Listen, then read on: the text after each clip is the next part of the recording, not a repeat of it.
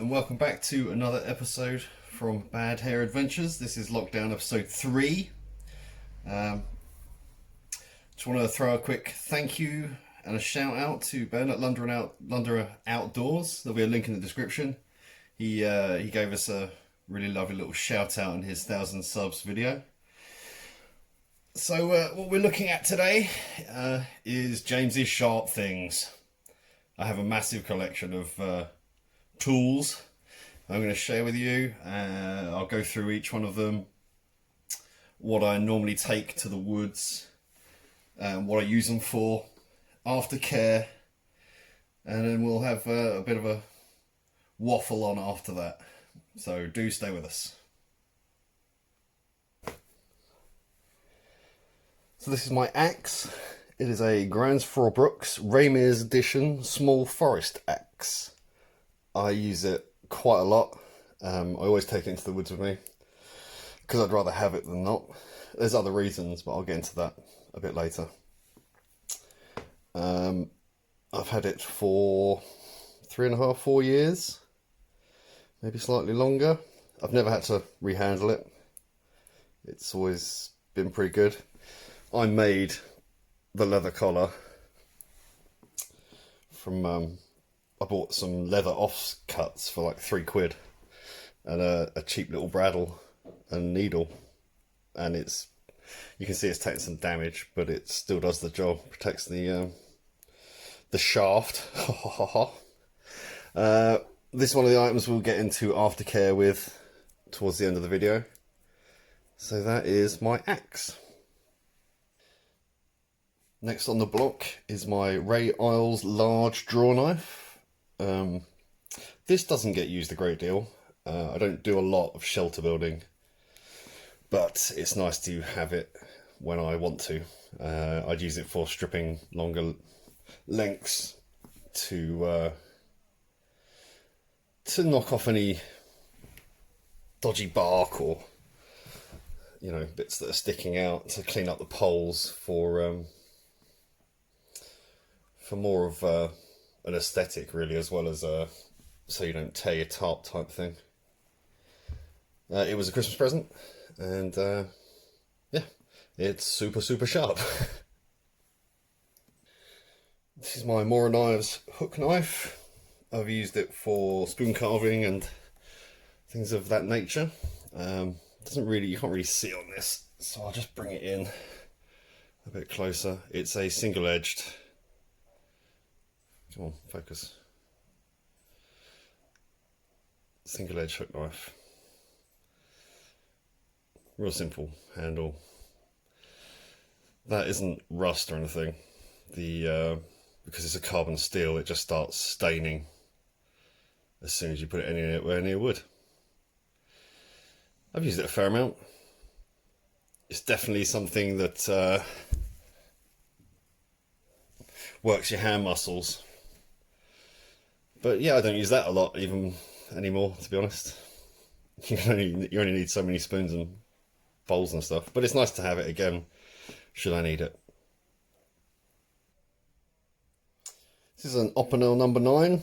It's a backup knife, kind of kitchen type knife. I don't use it very often, mainly because of the type of grind on the blade.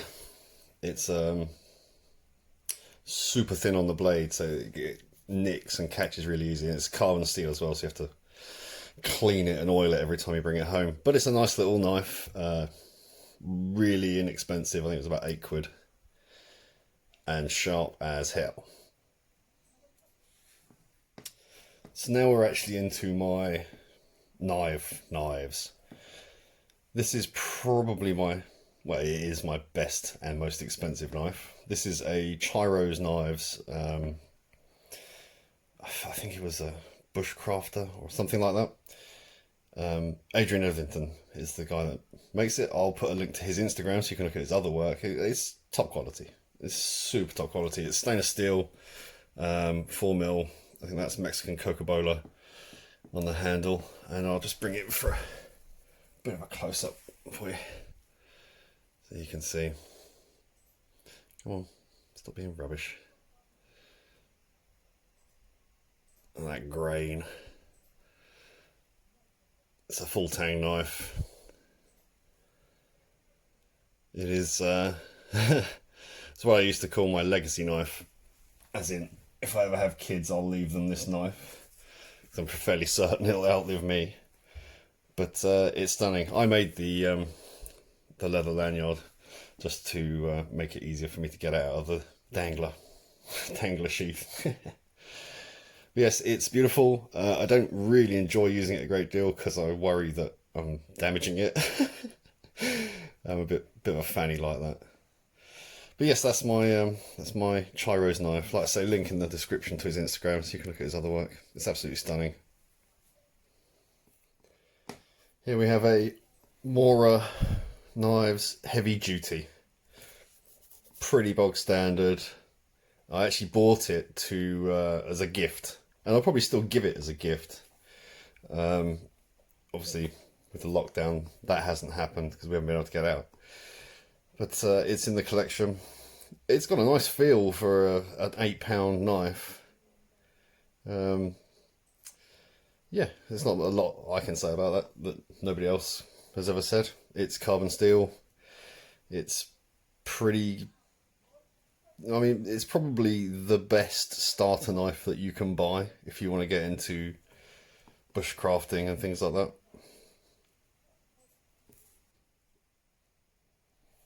So this is my Spyderco VG10 Surge design.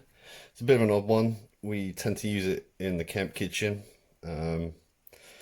It's a little locking knife, so obviously it's not legal carry. It has a nice that Spyderco clip on the back, and it's kind of more of a butchering.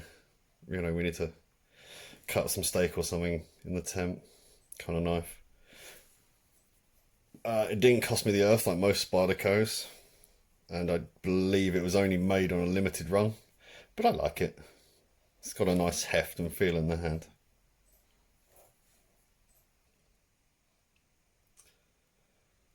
So if you've been following the channel and you've paid attention, you've probably seen this knife before. This is my MORA Light My Fire Swedish knife. It's a stainless steel blade and it has a very excellent fire steel in the handle. This is pretty much, I think it was my first bushcraft knife, and I still use it to this day. Obviously I don't batten with it or anything because it's not a full tang knife, it's a little button tang, but it's stainless steel. Its edge retention is really good. I mean, I do clean them and sharpen them pretty much every time I come home from the woods, but this serves two jobs, you know. So much so that I made a modification to the case, which is here. That is a pair of bootlaces taped to the sheath, because you know there's nothing worse than breaking a shoelace in the middle of nowhere and having to walk miles home with boots that don't fit or are flapping about because of lack of laces.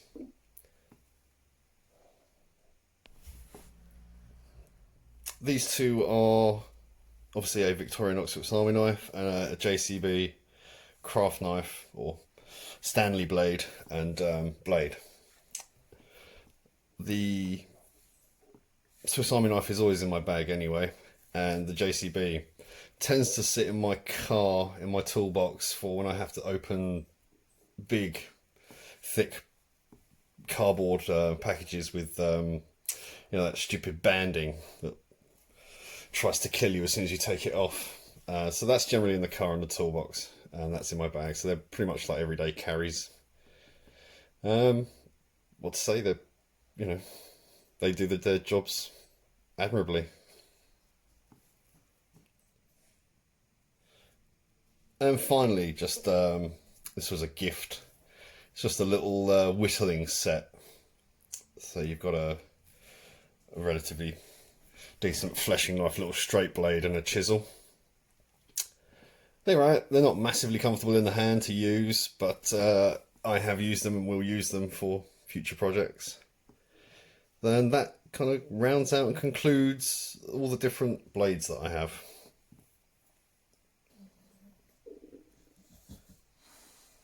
these are my aftercare tools, if you will.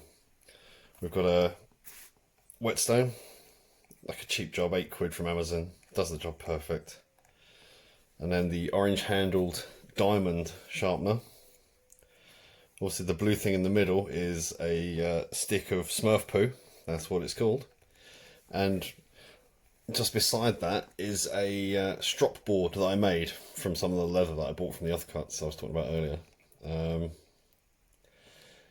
I tend to generally, when I get home from a camp, or if I've been bushcrafting or something, I tend to, when I get home the next day or that day if I can, I tend to clean my blades, sharpen them, hone them, strop them, oil them and put them away, so that I know that every time I go and take one, I don't have to worry about nicks in the blade or patches of rust, etc.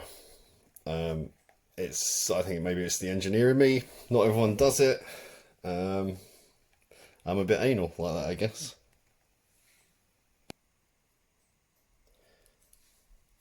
When I go into the woods, these three are the main tools I take.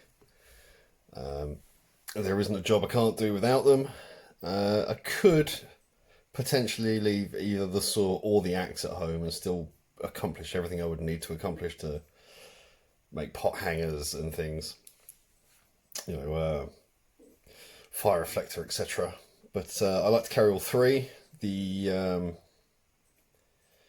kind of do slight things that each of them don't. Like, I won't batten with the knife, but I'll split wood with the axe, and I won't chop through thicker trees and branches with the axe, but I'll put the saw to them. So they kind of complement each other. They're not massively heavy, apart from, well, the axe is kind of heavy, but you don't really notice. The saw, you could spend a lot of money on these. I think the Bacco Laplander is about £20. This is only my second folding pruning saw, whatever you want to call it, in God knows maybe 10 years of doing this. And that's only because I lost the other one. And that one was I think it was called a Highlander Wolverine. I bought for £5 on Amazon. This one cost me £6 in the range. So you don't have to spend a lot of money. But saying that, that's probably one of the most expensive small axes. But it was a present. And the knife was only 20 something odd pounds. And it does two jobs because it has the fire steel in it. I take these on every camp pretty much, if it's woodland. If we're doing like a wild camp on the beach, I'll probably only take the MORA. Only because I hate not having some form of sharp knife with me. Even though it's potentially illegal. But yeah, so that's James's blades, how to look after them, etc. So moving into the future, we'll be posting some more videos in the coming weeks. Hopefully we'll have another couple of episodes of Mary and Myanmar to look forward to. Some really stunning footage. I've seen some sneak peeks of them. They're incredible. You should really check those out. If you haven't, go back into the playlists and find that playlist and watch it, because it is spectacular. And there's maybe I don't know, 5% of us will ever go there. So it's really worth checking out, guys, as is the rest of our stuff. You know, hopefully we'll keep you entertained in this lockdown period with our lockdown episodes. And, you know, we hope you're all safe, you're all being smart about things, you're not panic buying because there's absolutely no need, and you're not spending hours in the park, because ultimately, the sooner we get this done, the sooner we can get back to our lives and get back out in the wild. All right then, so that's it for today, and we'll be speaking to you soon. Thanks guys, thanks for watching. Do hit that like button, share the hell out of our videos, subscribe and click the bell so you get the notifications. All that good stuff, you know. Okay, thanks guys. Bye.